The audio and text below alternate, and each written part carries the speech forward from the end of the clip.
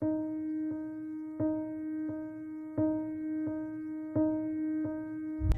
ocean, the big blue sea, filled with things from sardines to egg yolk jellies. However, of all the threats facing our ocean today, overfishing takes the greatest toll on sea life and people. But what is overfishing? Basically, it's when we take so much of the fish population there isn't enough left to breed and keep the population stable. Stemming from the 1800s, overfishing started with whales, with their blubber being used as lamp oil. By the time the 1900s rolled around, Atlantic cod, herring, and California sardines were practically extinct. Today, 90% of apex predators, such as sharks, bluefin tuna, and swordfish, are wiped out. So how did we get here? The lack of limits.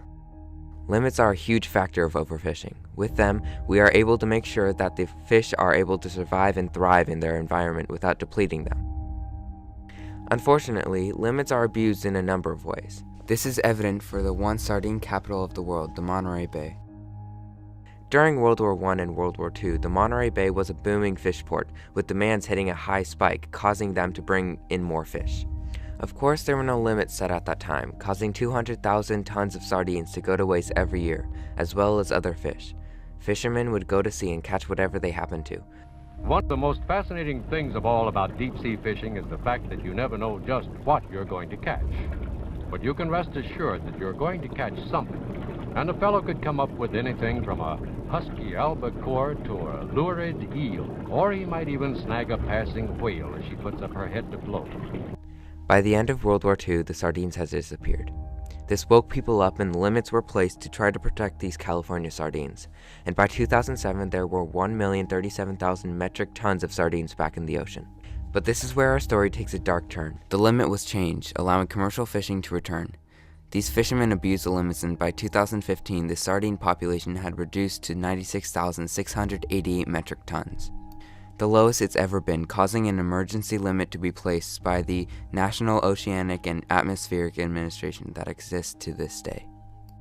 Thankfully, more limits are being placed today, and it has made a really big impact.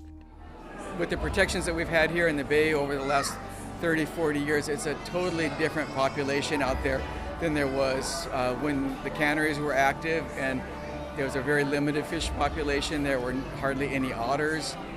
There was very little kelp, and by restricting that, not stopping it, by restricting it, now we have all this variety that you can see in the tank right here. I work for the Monterey Bay National Marine Sanctuary, which is federal, but I go in and out of those reserves and help count all of the fishes and measure them.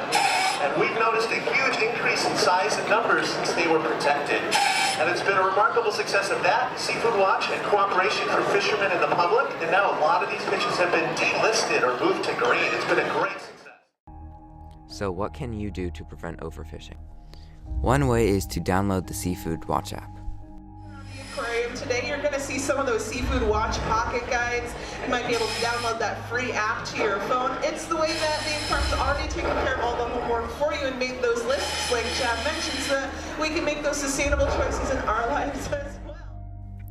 Another way is to make sure when you are buying fish or eating it from a restaurant, check to see if it comes from a sustainable source. Also, find places where you can donate to help scientists continue their work in preserving our ecosystem and population. Possibly lobby parents and others to support the marine sanctuaries, the protected areas. Together, we can really make an impact on our ocean life and make sure that our fish ecosystem survive for generations to come. In the words of Margaret Mead, never doubt that a small group of thoughtful, committed citizens can change the world.